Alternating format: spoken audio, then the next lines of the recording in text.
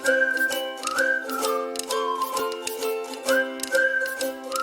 Everyone, welcome back. माफ़ी चाहती हूँ कि मैं काफ़ी टाइम बाद वीडियो डाल रही हूँ, पर अब से मैं कंटिन्यू वीडियो डालूंगी और आज से मैं मिस्टर क्वीन के एक्सप्लेनेशन शुरू कर रही हूँ क्योंकि वोटिंग पोल के अकॉर्डिंग आप सब चाहते थे कि मैं मिस्टर क्वीन को एक्सप्लेन करूँ। एक कहानी है एक शेफ़ की जो कि पुराने ज़माने में पहुँच जाता है और वो भी किसी लड़के के नहीं बल्कि एक लड़की की बॉडी में। तो उसके साथ क्या क्या होता है तो हम जानेंगे इस कहानी में। हम स्टार्टिंग में देखते हैं शेफ जांग को, जो कि ब्लू हाउस में खाना बनाता था, जो कि बहुत पॉपुलर शेफ था। लेकिन शेफ के साथ साथ वो बहुत बड़ा लड़कीबाज भी था। ब्लू हाउस में गेस्ट आते हैं चाइना से। उसका खाना बनाने का जिम्मा मिलता है शेफ जांग को और वो काफ़ी अच्छा खाना भी बनाता है। लेकिन खाना बनाने के बाद वो एक कमरे में एक लड़की के साथ मज़े कर रहा होता है।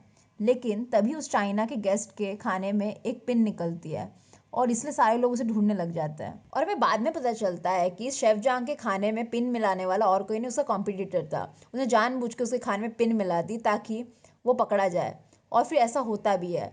पुलिस उसे उसके घर पकड़ने आती है।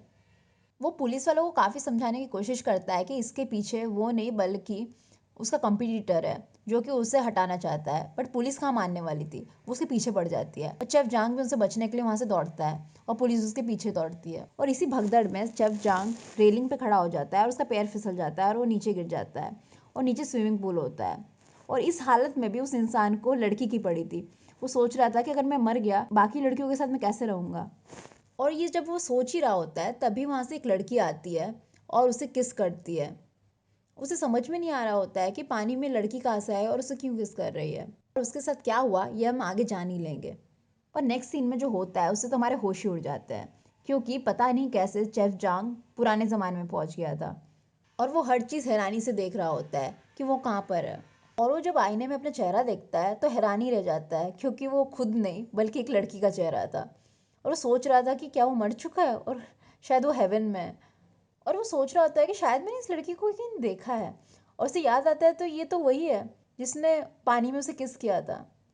वो ये सब सोच ही रहा होता है तभी वहाँ एक लड़की आती है और उसे कहती है कि आप जग गई, आप कब से बेहोश थी, हम सब कितने चिंतित थे आपको लेके। और ये सब देख के तो वो डर ही जाता है और बाहर भागता है और बाहर जाते हुए देखता है कि सभी उसके नीचे सर झुका रहे हैं और सभी उसे महारानी महारानी बुला रहे हैं।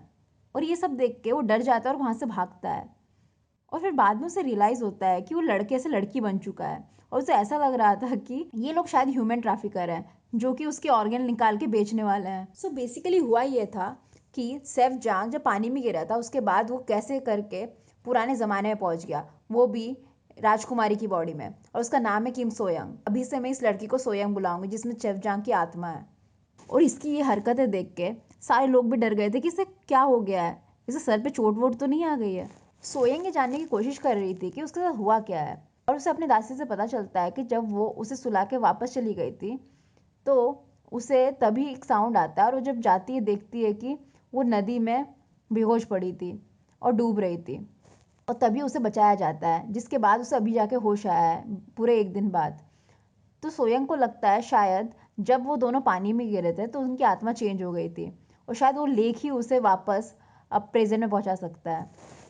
तो सोयंग जाके पानी में कूदने की कोशिश करती है लेकिन वो पानी ही नहीं होता उसमें क्योंकि राजा की जो माँ थी उसने सारा पानी ही निकलवा दिया था कल, क्योंकि उसमें सोयंग डूब गई थी। तो सोयंग का ये प्लान भी चौपट हो जाता है प्रेजेंट में पहुंचने का। और सोयंग को ये भी पता चलता है कि वो होने वाली रानी है जो कि राजा से शादी करेगी। फिर हमें किंग च्योलजोंग को दिखाया जाता है जिसे मैं पूरी सीरीज में च्योलजोंग बुलाऊंगी, जो कि यहाँ का राजा था और हमारा हीरो भी।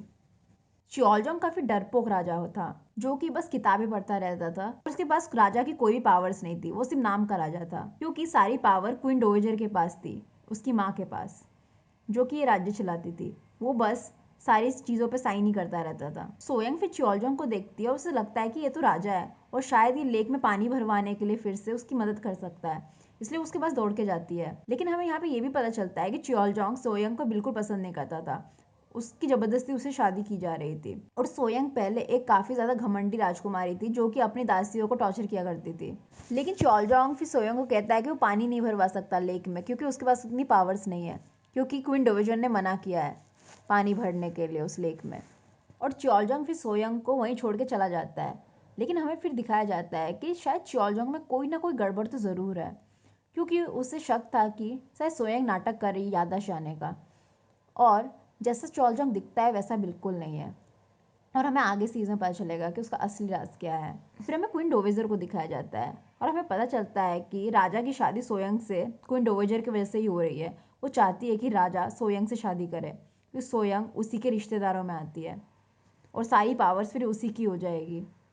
और हमें यहाँ पे फिर महल की असली पावर का पता चलता है कि महल में दो रानियाँ थी, एक थी राजा की माँ, एक थी क्वीन डोवेजर, और इन दोनों की बिल्कुल नहीं पड़ती थी। टिपिकल सास बहू ड्रामा। और ये दोनों एक दूसरे को नीचा दिखाने में हमेशा लगी रहती थी, लेकिन असली पावर थी क्वीन डोवेजर के पास, जो कि राजा को भी कंट्रोल करके रखती थी। सारी सभा उसी की बात मानती थी और राजा भी वही करता था जो वो कहती थी।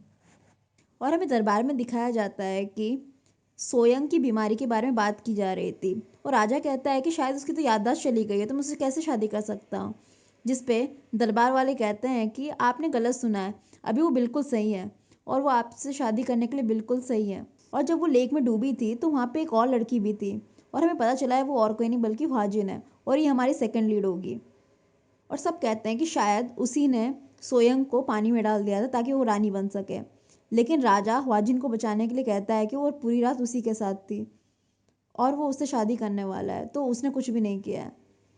और राजा ने ये सब इसलिए कहा ताकि वो ह्वाजिन को बचा सके। और हम इस ह्वाजिन के बारे में आगे जानेंगे।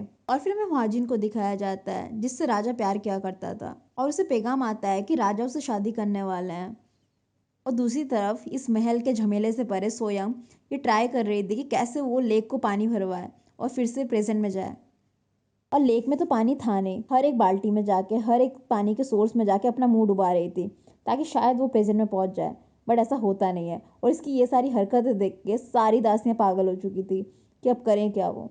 सोयंग को फिर अपनी दासी से पता चलता है कि ये जमाना राजा च्योलजोंग का है। सोयंग फिर याद करते हैं कि राजा च्योलजोंग कौन थे, और उसे याद आता है कि राजा च्योलजोंग की सारी फैमिली को मार दिया गया था ट्रीजन के जुर्म में, और वो अकेला बच गया था। और फिर उसे राजा बना दिया गया क्योंकि वो काफ़ी ज़्यादा डम था और उसे कुछ भी नॉलेज नहीं थी राज्यों को कैसे चलाना है, और उसको सिर्फ एक पपेट राजा बना के क्वीन डोवेजर राज करना चाहती थी। और वो अपने 13वें साल में मारा गया। और फिर चोलजोंग वहाँ पे आता है, उसे कहता है कि कल हम दोनों शादी करने वाले हैं और तुम रेडी हो जाओ उसके लिए। ये सुन के सोयंग के तो होश ही उड़ जाते हैं क्योंकि उसे याद आता है कि चोलजोंग लड़कीबाजी और दारू को लेके काफ़ी फेमस था। सोयंग फिर डिसाइड करते हैं कि वो किंग चोलजोंग को सारी सच्चाई बता देगी और इस शादी से बच जाएगी।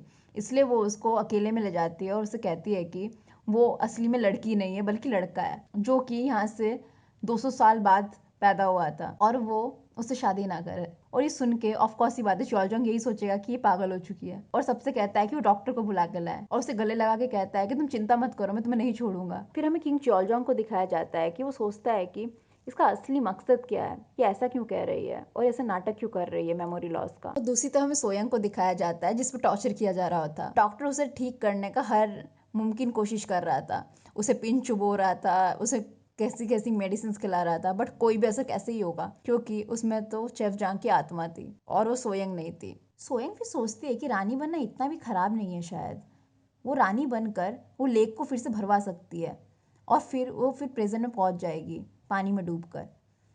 सो वो डिसाइड करते हैं कि वो किंग च्योलजोंग से शादी ज़रूर करेगी। और फिर एट लास्ट च्योलजोंग एंड सोयंग की शादी हो ही जाती है। और ये काफ़ी फ़नी होता है क्योंकि सोयंग अजीब सी हरकतें कर रही होती है शादी में, और ये सब देख के सारे लोग हैरान थे कि ये क्या कर रही है और ये होने वाली रानी है। बट सोयंग को क्या ही परवाह थी क्योंकि वो तो सोच रही थी लेक में पानी भरवा के यहाँ से चली जाएगी। और फिर तभी सोयंग को अपनी पुरानी याददाश्त वापस आती है। उसे याद आता है कि उसने डूबने से पहले राजा को देखा था नदी किनारे जहाँ वो डूबी थी। और हमें तो पता ही है कि सोयंग के अंदर सिर्फ जांग की आत्मा है और वो सोच रहा होता है कि उसे सोयंग की मेमोरीज कैसे आ सकती है। और वो ये सब सोच ही रही थी।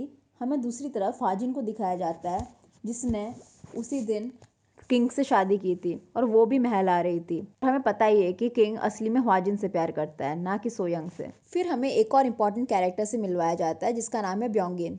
ये क्वीन सोयंग का मुंह बोला भाई है और हम इसके बारे में बाकी सीरीज में जानेंगे। फिर जब क्वीन सोयंग अपने कमरे में पहुंच जाती है तो उसकी दासियां उसे कहती है कि उसका बहुत इंपॉर्टेंट काम है इस महल में, जिसपे सोयंग पूछती है क्या, कि उसे इस राज्य का वारिस देना है।